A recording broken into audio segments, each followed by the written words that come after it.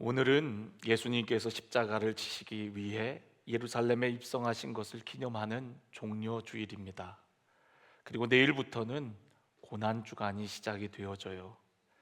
고난 주간은 사순절 마지막 주간으로 예수님의 순환과 십자가를 생각하며 참회하고 주님의 고난과 죽으심에 동참하는 기간입니다. 사순절의 시작은 죄를 뒤집어 쓰며 회개하는 성회 수요일 혹은 우리가 참회 수요일이라고도 하는데요. 그날로부터 시작해서 주일을 뺀 40일간의 기간입니다.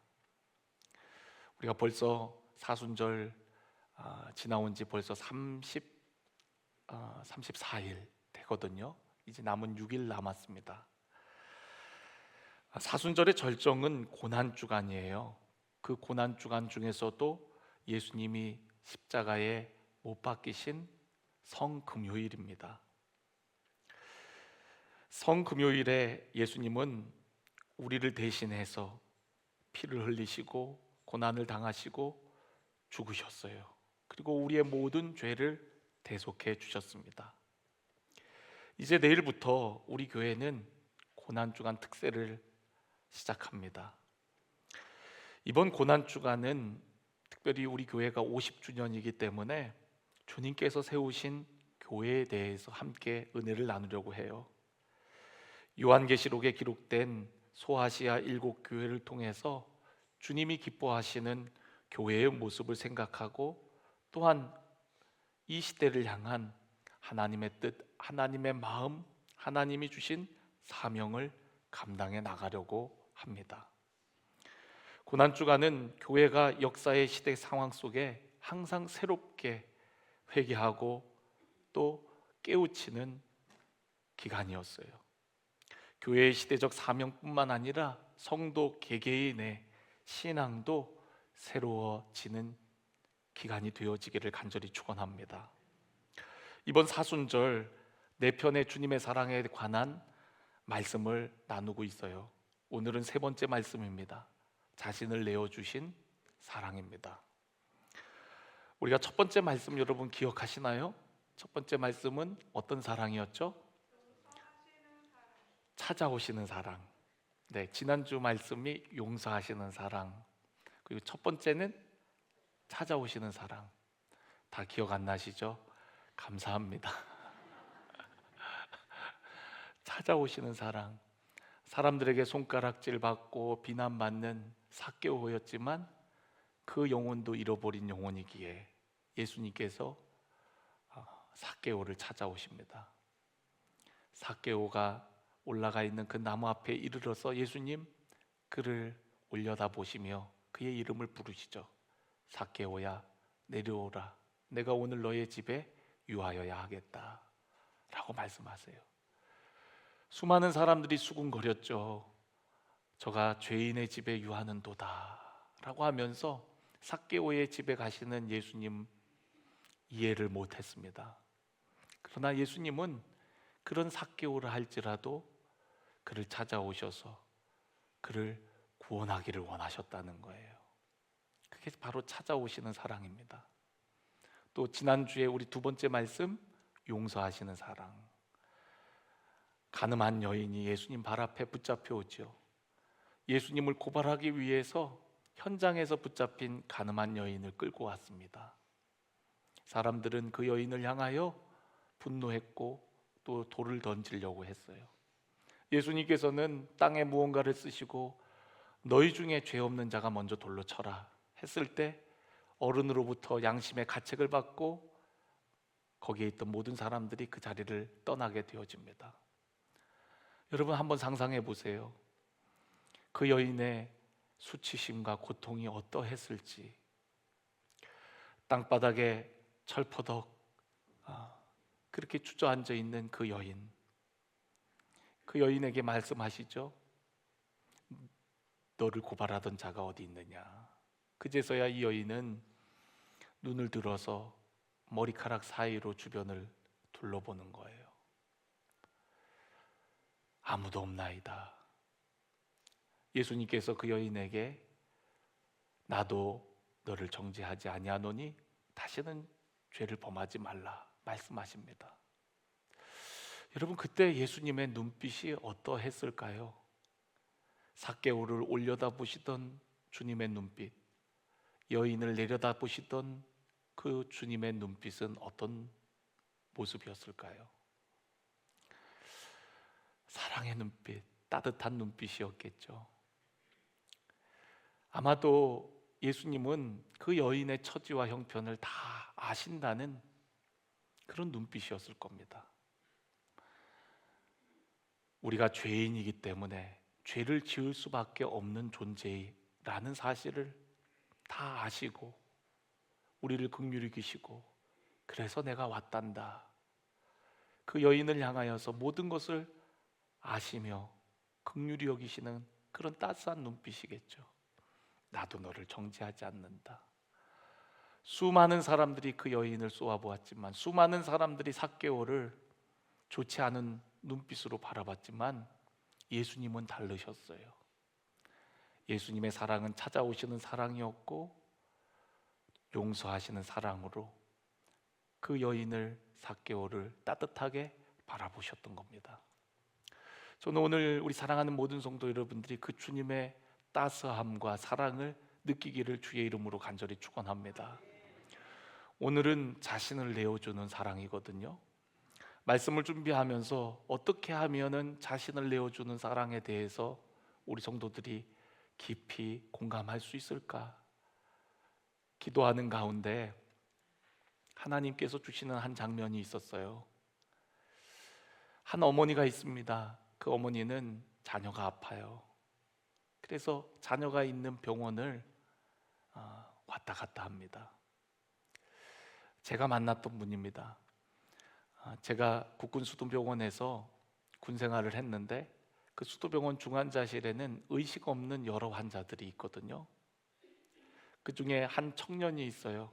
훈련을 받다가 총탄이 바위를 맞고 튕겼는데 그게 그 청년을 스쳤는데 의식이 없게 된 거예요.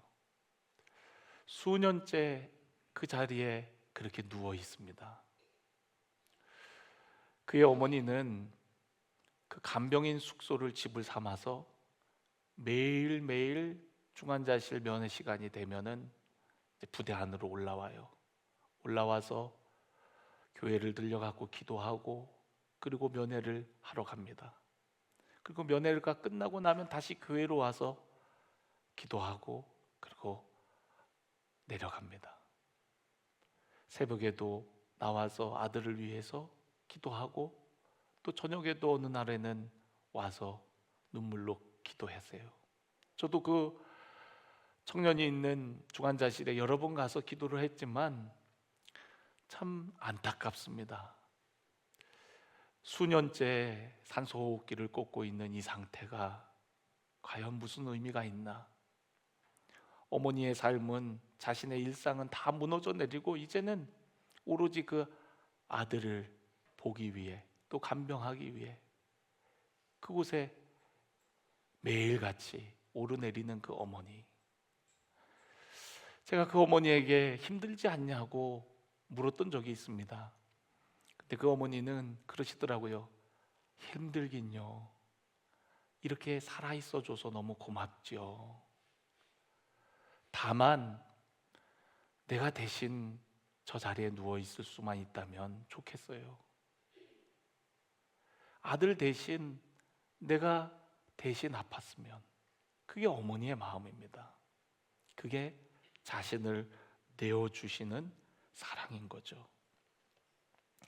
사랑은 말로 설명되지가 않아요. 이해할 수가 없습니다. 사랑은 자기를 내어주는 모습으로 나타나요.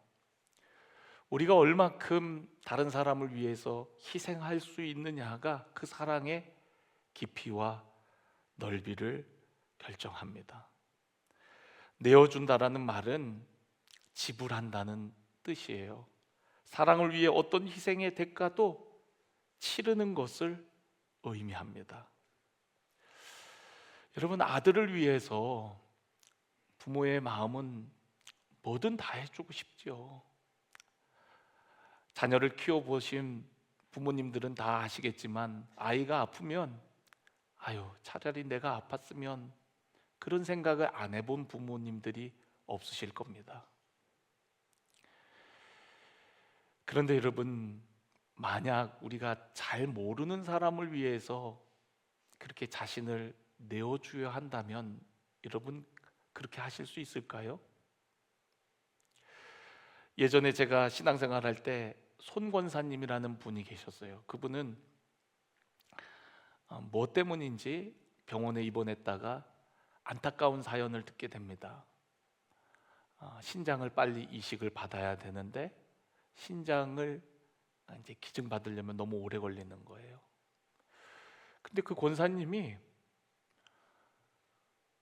그 이야기를 그 병원에 입원했다가 듣고서는 그냥 이렇게 자기 신장을 하나 띄워줬어요.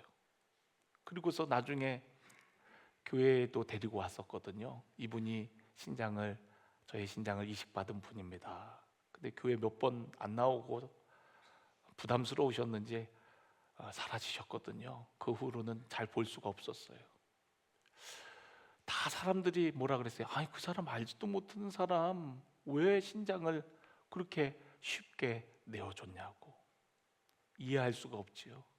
그런데 주님의 사랑을 받았기 때문에 모든 것이 주님의 것이기 때문에 그 권사님은 아무 조건 없이 한 영혼을 살린다는 마음으로 떼어준 거예요. 우리 교회 함께 동역하는 이희숙 선교사님도 그랬잖아요. 이희숙 선교사님도 그렇게 잘 모르는 사람인데 자기 신장을 떼어줬습니다. 한번 여러분들에게 묻겠습니다. 여러분들은 누군가를 위해서 자신의 몸에 있는 그 신장을 누군가가 필요하다면 떼어주실 수 있을까요? 여러분 신장이 2개인 거는 아시죠? 2개예요. 근데 하나가 없어도 사는 데는 뭐 생명에는 그런 큰 지장은 없대요. 그래서 하나 떼어줄 수 있대요. 여러분 한번 누군가를 위해서 떼어준다고 생각할 때 우리 가족이 아니라 남을 위해서 떼어준다고 할 때 떼어줄 수 있을까요? 쉽지 않을 거예요. 그죠? 그리고 떼어준다는 마음을 가졌더라도 나의 신장을 받을 사람이 누구인지가 궁금해지겠죠. 그런데 알고 보니까 그 사람이 감옥에 있는 사람이래요. 범죄자래요. 감옥에 안에 있는 사람인데 신장을 당장 며칠 안에 이식을 받지 않으면 죽을 수도 있대요. 감옥 안에 있는 범죄자, 형벌을 받아야만 하는 그 범죄자를 위해서 여러분 신장을 떼어줄 수 있을까요? 어떠세요? 아유 목사님 무슨 말 같지도 않은 얘기를 아유 그런 나쁜 놈 아유 벌 받았나 보죠. 그래서 그런가 보죠. 그런 생각이 들 겁니다. 여러분 그런데 그 이야기가 우리의 얘기입니다. 로마서 5장 6절 말씀을 보면은 이런 말씀이 있습니다. 우리가 아직 연약할 때에 기약대로 그리스도께서 경건하지 않은 자를 위하여 죽으셨도다. 여러분 경건하지 않은 자를 위하여 주님이 죽으셨다는 거예요.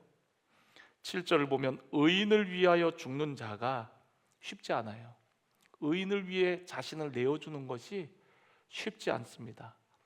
선인을 위하여 착한 사람을 위하여 용감히 죽는 자가 혹 있을지 몰라요. 혹 있을지 몰라요. 그래도 저 사람은 착한 사람이야. 저 사람은 그래도 굉장히 명망이 높은 사람이야. 좋은 사람이야. 이런 사람을 위해서 혹 자신을 내어줄 수 있을지 모른다는 거예요. 그런데 여러분 주님이 우리에게 보여주신 사랑은 어떤 사랑이냐면 로마서 5장 8절에 우리가 아직 죄인 됐을 때 그리스도께서 우리를 위하여 죽으심으로 하나님께서 우리에 대한 자기의 사랑을 확증하셨느니라. 여러분 경건하지 않은 자를 위하여 자신을 내어주는 것이 쉽지 않다 그랬어요. 그런데 예수님이 우리를 위하여 자신을 내어주신 그 사랑, 그 사랑은 우리가 죄인임에도 불구하고 우리를 위하여 자신의 목숨을 내어주셨다는 거예요. 여러분, 감옥에 있는 그 범죄자가 바로 저입니다. 여러분들입니다. 가늠한 여인이 바로 우리들이고요. 손가락질 받는 죄인이 바로 삭개오가 바로 우리들입니다. 그런 우리들을 위해서 예수님 찾아오셨고요. 그런 우리들을 용서해 주셨고 죄인인 우리들을 위해서 자신을 내어주신 거예요. 그게 바로 십자가입니다. 우리가 착하기 때문에, 의롭기 때문에, 우리가 뭘 잘했기 때문에 주님이 우리를 위해서 십자가를 내어주신 것이 아니라 우리가 죄인임에도 불구하고 경건하지 않은 자임에도 불구하고 그런 우리들을 위해서 예수님께서 자신을 내어주셨다는 거예요. 여러분, 사랑하는 아들을 위해서는 얼마든지 내어주고 싶을 겁니다. 그런데 여러분, 주님의 사랑은 그런 부모의 사랑을 초월해 버리는 거거든요. 우리가 아직 죄인 되었을 때 그리스도께서 우리를 위하여 자신을 내어주심으로 하나님의 사랑을 우리에게 확증해 주셨다. 할렐루야. 오늘 본문은 그런 예수님의 사랑, 그 사랑의 모습이 어떠한 모습인지 구체적으로 우리에게 말씀해 주고 있어요. 그리고 사도 바울은 그런 사랑을 하신 예수님을 우리도 본받으라고 말씀하십니다. 너희 안에 이 마음을 품으라 곧 그리스도 예수의 마음이니. 너희 안에 예수님의 마음을 품으라는 거예요. 예수님의 삶을 본받으라는 거예요. 예수님처럼 너희들도 살아가는 자들이 되기를 권면하고 있습니다. 그러면 그 예수님의 마음, 예수님이 보여주셨던 삶의 모습은 어떤 모습입니까? 오늘 여기 6절을 보니까 그는 근본 하나님의 본체시나 하나님과 동등됨을 취할 것으로 여기지 아니하시고 오히려 자기를 비우셨다라고 말씀을 하고 있습니다. 여러분, 예수님은 하나님이시래요. 하나님과 본체이시라고 말씀하고 있습니다. 하나님과 동등하신 분입니다. 하나님처럼 모든 권세와 모든 영광을 받으시기에 합당하신 분이십니다. 그런데 하나님처럼 그렇게 모든 것을 받기를 원하지 아니하시고 그렇게 동등됨을 취할 것으로, 동등하게 여김을 받을 것을 원치 아니하시고 어떻게 했어요? 오히려 자기를 비웠다라는 거예요. 여러분, 이 비웠다라는 것이 무엇이냐면 자기의 권한과 권리를 내려놓았다라는 겁니다. 하나님의 대우를 받아야 마땅한 분이시지만 하나님의 대우를 포기하고 우리와 같이 심지어는 종의 형체로 이 땅에 오셨다라는 거예요. 여러분, 사랑은요, 비우는 것입니다. 사랑은요, 내 권리와 내 자존심과 나의 삶의 중심성을 내려놓는 거예요. 사랑하는 대상이 내 삶의 중심이 되는 거죠. 우리가 지난주부터 자린고비 프로젝트를 하고 있습니다. 여러분, 자린고비 프로젝트는요, 자기를 비우는 예물이에요. 우리의 일상 속에서 작은 것을 절약해서 내가 누릴 수 있는 그런 권리와 권한들을 누리지 않고 아껴서 그것을 흘려보내는 겁니다. 이게 자기 비움이에요.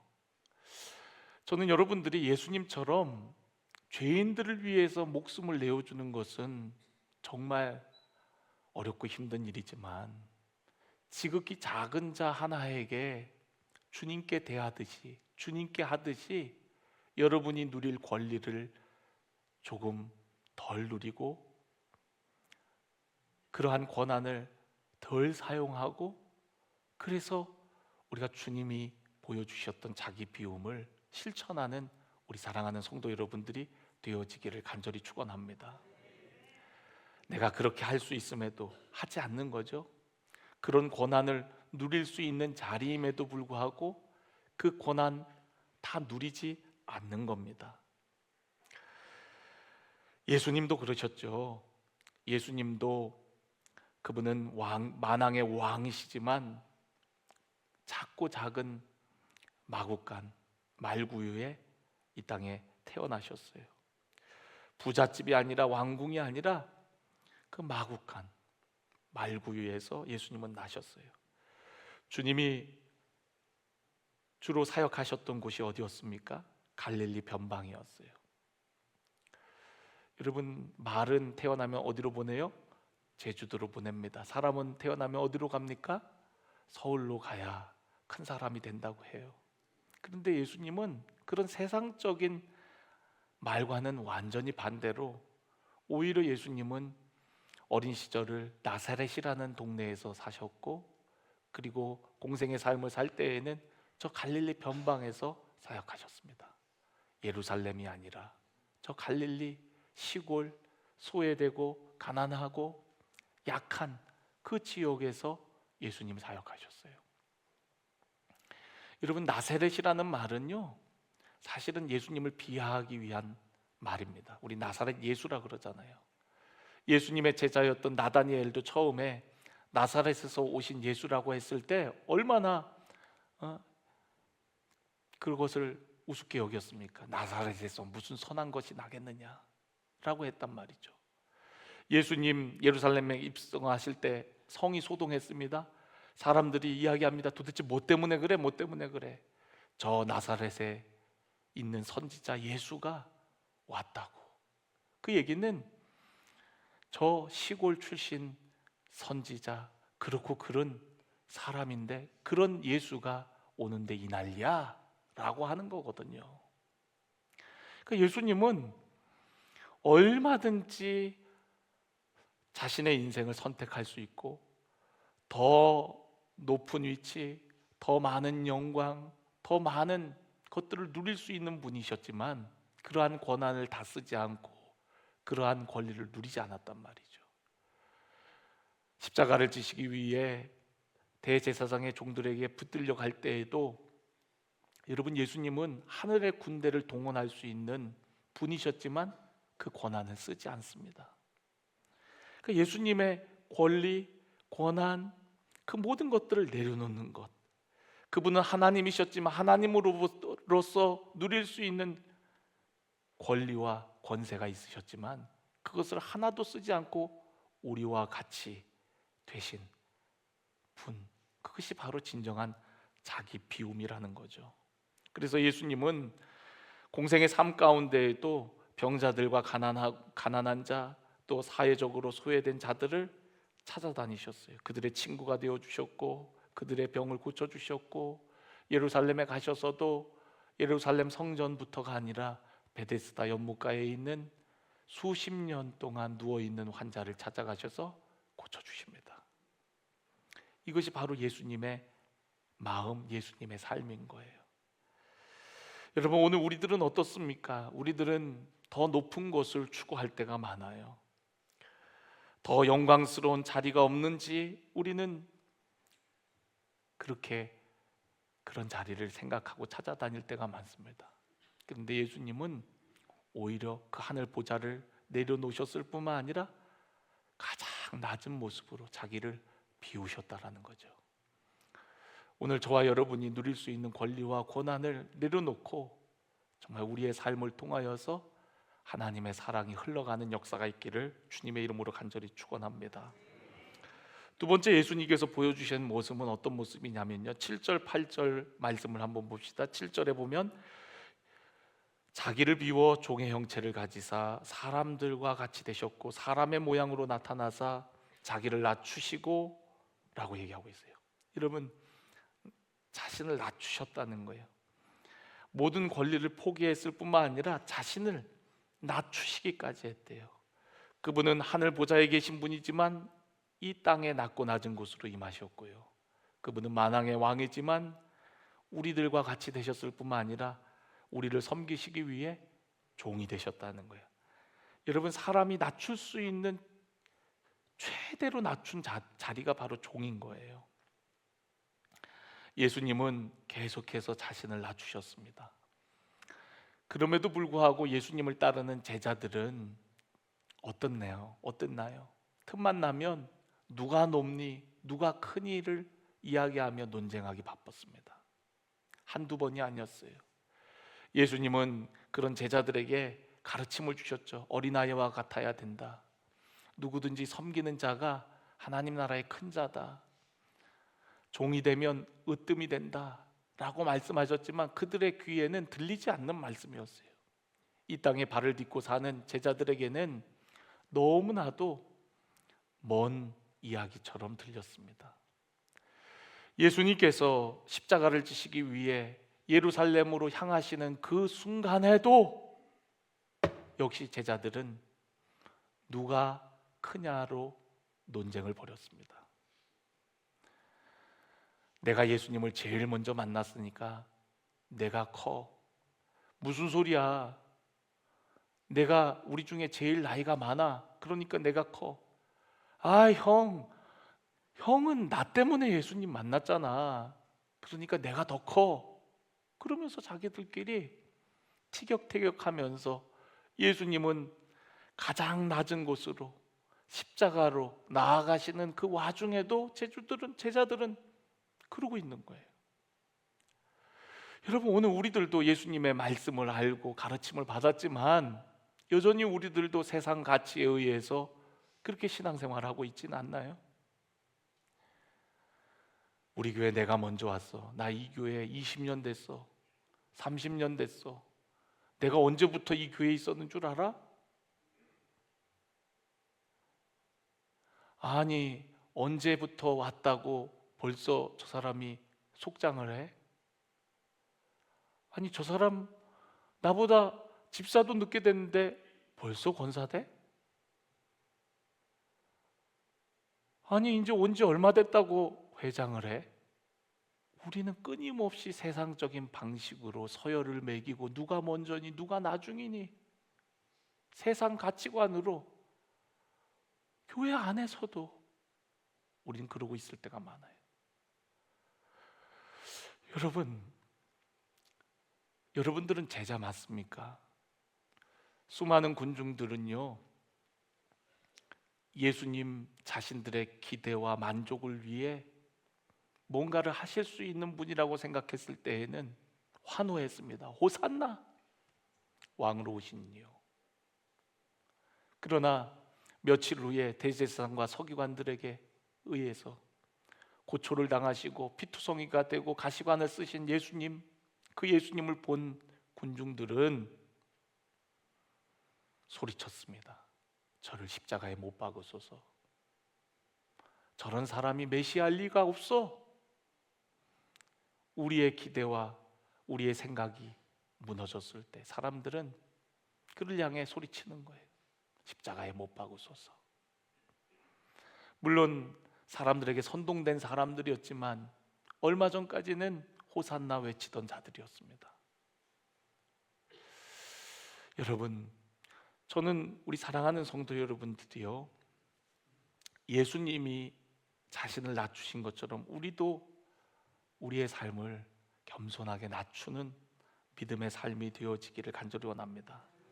사랑은요, 높아지는 게 아니라 낮아지는 거거든요. 예수님 제자들의 발을 씻기시잖아요. 왜 그런 일을 하셨을까요? 그때까지도 제자들은 누가 높은지 그러고 있었거든요. 그 집에 들어가셨는데 아무도 물을 떠오는 사람이 없었어요. 그 집에 종이 없었거든요. 종이 보통 그런 일을 하는 건데 종이 없고 예수님과 제자들만 있으니까 제자들은 서로 눈치만 보는 거예요. 저 요한, 저 어린 놈의 새끼가 저거 빨리 갔다 오지 않고 저거 그러고 있는 거예요. 그래도 나는 예수님 그 수제자 이 3명 중에 항상 들어갔는데 나는 그래도 나는 여기 있고 다른 사람이 갔다 와야지. 그러면서 서로 눈치를 보느라고 누구도 발을 씻을 물을 떠오질 않는 겁니다. 누가 떠왔죠? 예수님이 가셔서 떠오셔서 제자들의 발을 한 사람 한 사람 씻어주는 거거든요. 베드로 차례가 되었는데 베드로는 도저히 안 됩니다. 예수님, 이게 무슨 일입니까? 저희가 예수님 발 씻어드려야죠. 그제서야. 못 씻습니다. 제 발은 절대로 못 씻습니다. 너와 내가 발을 씻지 않으면 나와 상관이 없다. 그러면 주님, 온몸을 다 씻어주세요. 이미 목욕한 자는 발밖에 씻을 것이 없다 라고 하시면서 베드로를 비롯해서 모든 제자들의 발을 씻겨주시죠. 그리고 예수님께서 그 제자들에게 이렇게 말씀하십니다. 내가 주와 또는 선생이 되어 너희 발을 씻었으니 너희도 서로 발을 씻어주는 것이 옳으니라. 내가 너희에게 행한 것 같이 너희도 행하게 하려고 본을 보였노라. 너희들 하도 안 하니까 내가 너희들의 발을 씻겼어. 너희들이 나를 주라고 부르지 선생이라고 부르지, 그런 내가 너희들의 발을 씻겼다면 이제 너희들도 서로 씻기는 게 합당하지 않아? 라고 말씀하시는 거예요. 너희들 나에게 발을 씻김을 당했다면 이제는 너희들도 그와 같이 해라. 그렇게 살아라. 너희들에게 새 계명을 주노니 서로 사랑하라. 너희가 서로 사랑할 때 비로소 너희가 내 제자인 줄 알고 아버지께서 영광을 받으실 것이다 라고 말씀하시는 거예요. 여러분, 예수님이 그들에게 본을 보이셨어요. 그리고 그렇게 하라는 거예요. 제자들은 그 이후부터 누가 높냐는 거 가지고 싸움 모습이 보이지 않습니다. 사도행전에 보면 그런 모습이 보이지 않습니다. 제자를 뽑는 데에도 내가 할 거야 이런 모습이 보이지 않습니다. 하나님의 뜻에 맡기고 제비를 뽑아 12제자 중에 한 사람 가룟 유다가 죽었기 때문에 그 한 사람 그 자리를 채워 넣습니다. 내가 먼저야, 내가 할 거야, 이런 모습이 보이질 않습니다.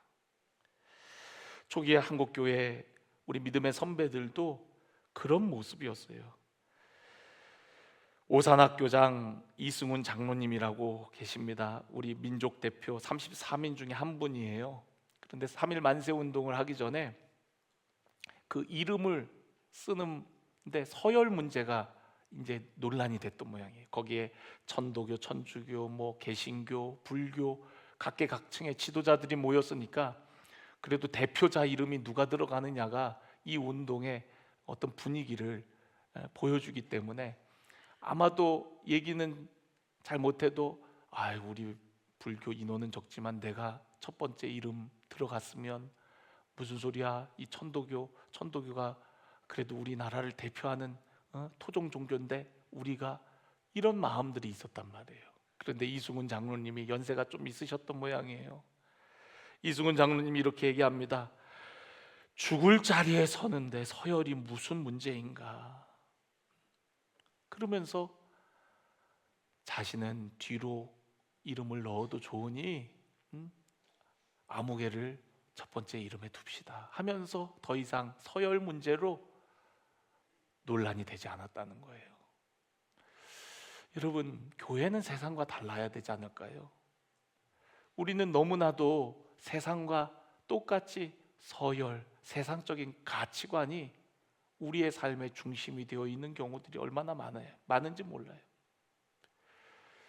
여러분, 예수님은 가장 높으신 분이지만 가장 낮은 자리까지 내려가셨어요. 예수님이 낮아지신 이유는 죽기까지 우리를 위해 복종하시고 죽으시기 위함이었습니다. 오늘 여기 마지막 2장 8절을 보니까 사람의 모양으로 나타나사 자기를 낮추시고 죽기까지 복종하셨으니 곧 십자가에 죽으심이라 라고 말씀하고 있어요. 예수님이 자기를 비우고 자기를 낮추셔서 결국 이루고자 하시는 것은 하나님의 뜻에 복종하고 그 뜻을 이루는 것인데 그 길이 죽음의 길이었다는 겁니다. 십자가였다는 거예요. 예수님은 십자가를 지실 수도 있고 지시지 않으실 수도 있는 그런 분이셨습니다. 하나님이셨기 때문에. 그러나 겟세마네 동산에서 아버지께 기도하죠. 할 수만 있다면 이 잔을 내게서 옮겨 달라고. 그러나 아버지의 뜻대로 되기를 원하신다고 말씀하십니다.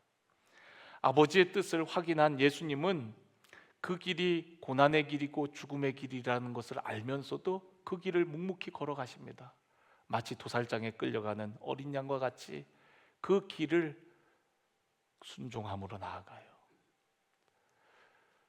하나님을 사랑하고 또한 우리들을 사랑하셔서 그 길이 죽음의 길이라는 것을 알면서도 그 길을 선택하셔서 가시는 겁니다. 여러분, 조국을 위해서 몸을 바치는 수많은 사람들이 있습니다. 나라를 사랑하기에, 또 국민을 사랑하기에 자신의 목숨을 던져서라도 지킬 수만 있다면 그런 자들이 있는 거죠. 그게 바로 사랑이에요. 끝까지 순종하는 거. 사도 바울은 예수님을 사랑했습니다. 그래서 이제 예루살렘에 가면은 많은 고난이 기다리고 있다는 걸 알면서도 나의 달려갈 길과 주 예수께 받은 사명, 곧 은혜의 복음을 증거하는 일을 마치려 하면은 자신의 목숨을, 생명을 조금도 귀한 것으로 여기지 아니한다 그럽니다. 끝까지 순종하는 거예요. 자신을 내어주는 겁니다. 뻔히 그 길이 죽음의 길인 걸 알면서도 아버지의 마음, 아버지의 뜻대로 순종하는 거예요. 많은 사람들은 자기의 생각과 자기의 뜻과 자기의 계획과 다르면 순종을 멈춰버립니다. 따르던 길을 멈추고 돌아서 버립니다. 그게 군중인 거죠. 그러나 여러분, 정말 주님을 사랑하는 제자는, 자신을 내어주는 사랑을 경험한 우리들은 그 길이 죽음의 길이라 할지라도 끝까지 가보는 거예요. 순종의 길, 끝까지 가보는 겁니다. 그런데 여러분, 끝까지 가보니까 그 끝이 죽음으로 끝나던가요? 죽음으로 끝나던가요? 아니었어요. 끝까지 간 줄 알았는데 그 길 끝에는 생명이 있고 부활이 있고, 할렐루야, 그 길 끝에는 영광이 있고 높임이 있는 줄로 믿습니다. 오늘 여기 성경 보세요. 9절에 끝까지 복종하시고 십자가에 죽으신 예수님, 이름으로 하나님이 그를 지극히 높여 모든 이름 위에 뛰어난 이름을 주셨고요, 하늘에 있는 자들과 땅에 있는 자들과 땅 아래에 있는 자들로 모든 무릎을 예수의 이름에 꿇게 하셨다. 하늘의 천사들과 이 땅에 있는 모든 사람들과 또 이전에 있던 모든 세대의 사람들, 땅 아래에 있는 사람들까지도 다 누구에게 무릎 꿇게 하셨어요? 예수 그리스도께.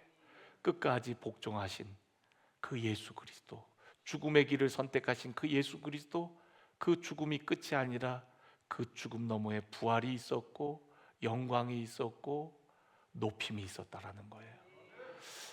저와 여러분이 주님을 그렇게 따르기를 원합니다. 끝까지 따르기를 원합니다.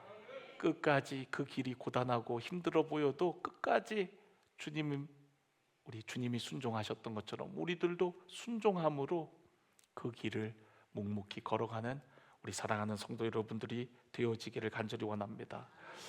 오늘 자신을 내어주시는 사랑에 대해서 우리가 함께 은혜를 나누었죠. 자신을 내어주는 사랑, 예수님이 보여주셨던 모습은 자신을 비우는 모습이었고요, 자신을 낮추는 모습이었고, 그리고 죽기까지 복종하신 순종의 모습이었습니다. 오늘 우리들도 예수님처럼 자신을 내어주는 사랑을 실천하기를 원합니다. 근데 예수님이 보여주신 사랑이 너무나도 커서 우리가 그렇게 살 수 있을까 하는 의문이 들지 모르겠어요. 그런데 여러분, 예수님이 그런 말씀하셨죠. 이번 주 큐티에 지극히 작은 자 하나에게 한 것이 곧 내게 한 것이라고 주님 말씀하셨어요. 여러분, 오늘 여러분의 일상 속에서 지극히 작은 자가 누구입니까? 어떤 거창한 내어줌이 아니더라 할지라도 여러분의 권리를 포기하고 여러분이 누릴 수 있는 권한을 조금 포기하고 작은 자에게 선을 베풀고 또한 낮아짐으로 향하고 또한 내 생각과 다르다 할지라도 끝까지 순종하고 보는 우리 사랑하는 성도 여러분들이 꼭 되어지기를 주님의 이름으로 간절히 축원합니다.